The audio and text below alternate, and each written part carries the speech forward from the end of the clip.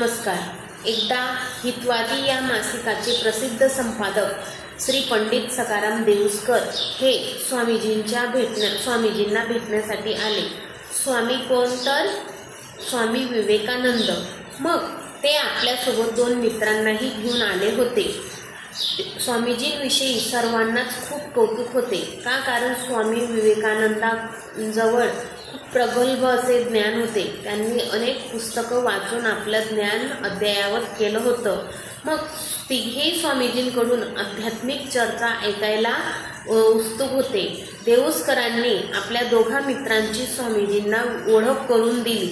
जेव्हा स्वामीजींना कळले की या दोघांपैकी एक जण पंजाब प्रांतातील आहे, तेव्हा त्यांनी जे उत्तर भारत आहे त्या उत्तर भारतातील भीषण दुष्काळ व अन्नधान्य यांची कमतरता किती उपलब्ध आहे, हे सर्व जनतेपर्यंत कसे पोहोचेल याबाबत त्यांच्याशी चर्चा सुरू केली। बघा, हे जे पंजाब प्रांतातील मित्र होते ते आध्यात्मिक चर्चा करण्यासाठी स्वामीजींजवळ आले होते।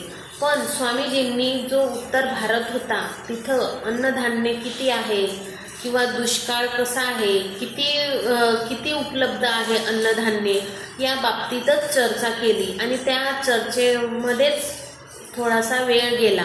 मग सर्व जनतेपर्यंत ते अन्न कसे पोहोचेल, भीषण दुष्काळ आहे त्यावर काय करावे या बाबतीत स्वामीजींनी चर्चा केली। स्वामीजींच्या मनात दुष्काळाने होरपळलेली जी जनता होती त्या बाबतीत अपार चिंता होती। तेव्हा त्या क्षणी या व्यतिरिक्त दुसरा कोणतीच चर्चा त्या ठिकाणी झाली नाही। श्री देऊस्कर आणि त्यांच्या मित्रांबरोबर स्वामीजींनी आध्यात्मिक चर्चा केलीच नाही किंवा त्यांना करताच आली नाही। अखेर स्वामीजींचा निरोप घेताना जो पंजाबी मित्र होता त्याने स्वामीजींना सांगितलं की स्वामीजी, आज आम्हाला आपल्याकडून आध्यात्मिक ज्ञान हवे होते। आध्यात्मिक चर्चा ऐकायला मिळेल या आशेने आम्ही तुमच्याजवळ आलो होतो, पण सगळी चर्चा ही भौतिक विषयावरच झाली।